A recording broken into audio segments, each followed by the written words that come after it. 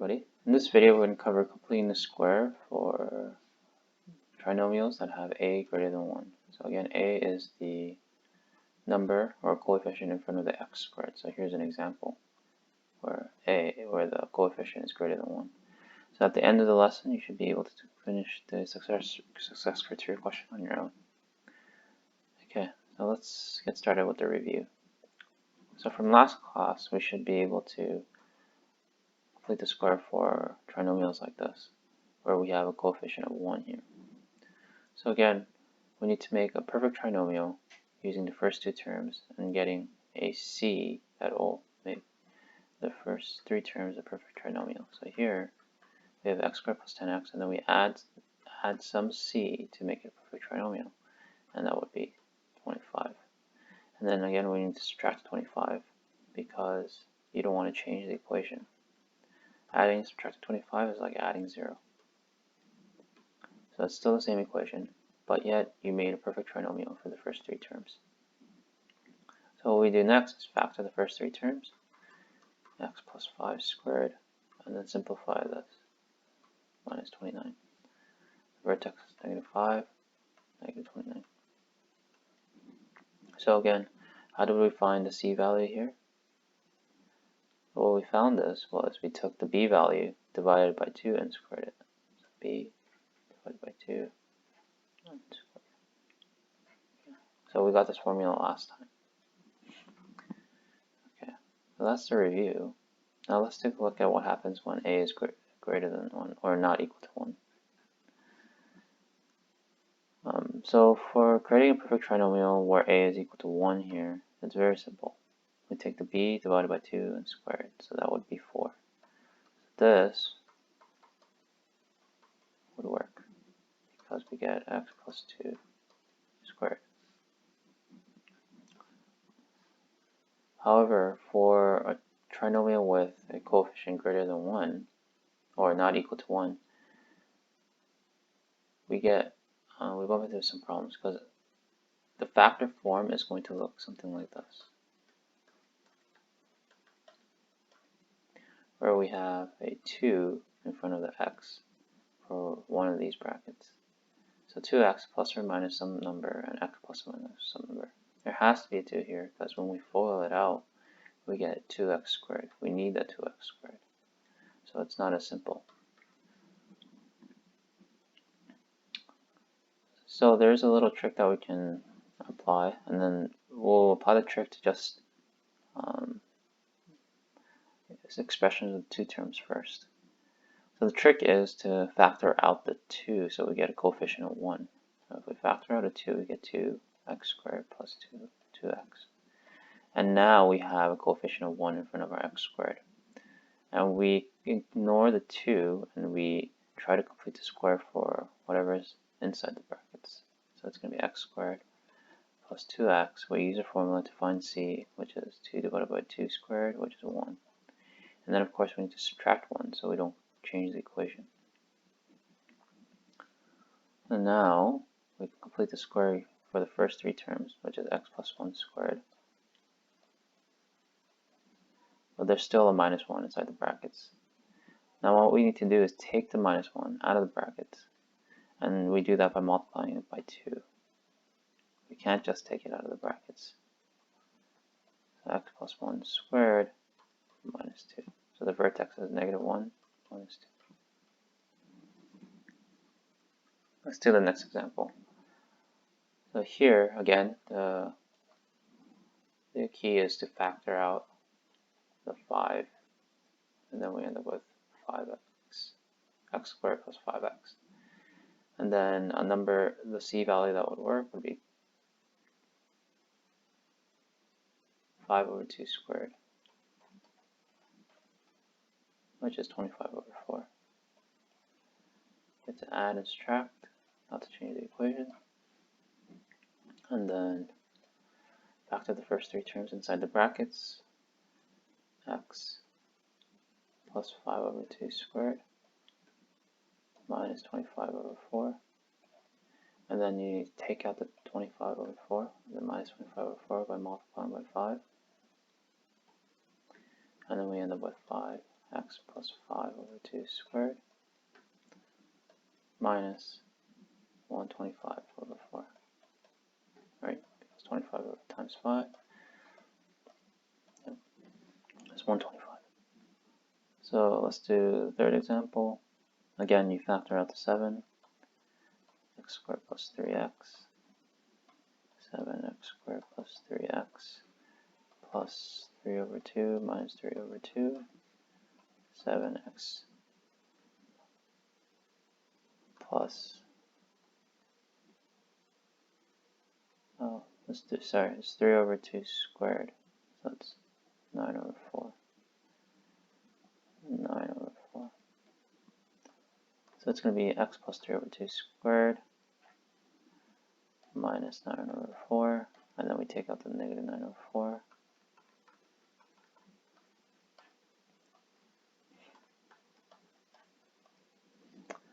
And then let's do the last example.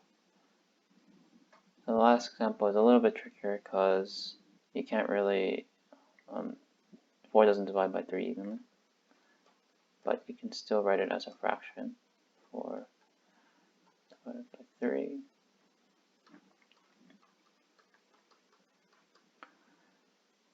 So then you take the b value, 4 over 3, divide by 2, and then you square it. So that's going to be equal to 4 over 6 squared, which is 16 over 36, plus 16 over 36 minus 16 over 36. We end up with 3x squared, 3x plus 4 over 36 squared minus 48 over 36. Okay. So we're able to complete the square for binomials like this, where we have a coefficient a not equal to 1. Now what happens if we have a trinomial? Well, you take the same steps, but you just ignore the 3 at the beginning. So you ignore the third term and factor the first 2 terms like you did with the example above. So we take 2x squared plus 2x minus 3. Notice the minus 3 is outside the brackets. And then we need to find a c to create a perfect trinomial. And the c value is going to be, you take the b, divide by 2 squared. So that's 1. So you have to add and subtract so that it's the same as adding 0, not to change the equation, and then you notice the minus 3 is outside the brackets. The next step is to move the last term within the brackets to the outside. So I need to move this to the outside, and also we need to factor these 3. So what we end up with is x plus 1 squared. And then when you move minus 1 out, you have to multiply that by 2. So we get minus 2 minus 3. So our final answer is x plus 1 squared minus 5. Vertex is minus 1. 5. We can double check our answer by expanding. So we get 2x squared plus 2x plus 1 minus 5. 2x squared plus 4x plus 2 minus 5, which equals 2x squared plus 4x minus 3. And this should be the original question. Yes. Okay. Now let's just do one more example to finish this off.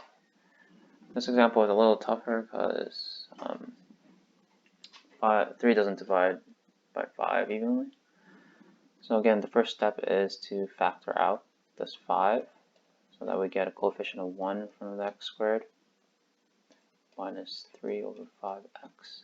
And then remember, you ignore the 10, negative 10, you leave it outside the brackets. Step 2, you find the c value that works. So let's take the b, divide by 2, so it becomes 3 over 10 squared. That's 9 over 100. So we get 5x squared minus 3 over 5 x plus 9 over 100 minus 9 over 100. minus 10. So again, you add and subtract the c value because you don't want to change the equation. It's like adding 0. So then the next step is to factor the first 3 terms. So we get x plus 3 over 10 squared.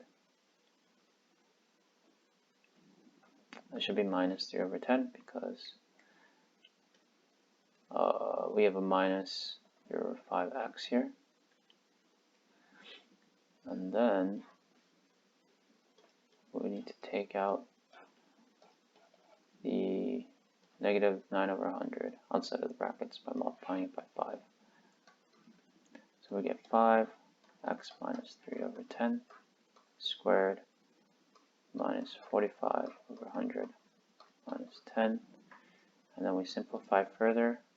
5x minus 3 over 10 squared minus 145 over 100. So the vertex is 3 over 10, negative 145 over 100. So let me just re-explain this part again. So why I went from plus to minus here, why I made that mistake. So remember, when the original trinomial is this right here. When you boil this out, you want the b value to be this, negative 3 over 5. And you notice it's negative. So that's why this has to be negative. If this was positive, you would get plus 3 over 5 for this b value. Okay, so just be careful when you complete the square and you have a negative value for b. Okay, so that concludes this video. If you have any questions about completing the square or any of the processes that I have here, just email me and I'll see you next time. Thanks.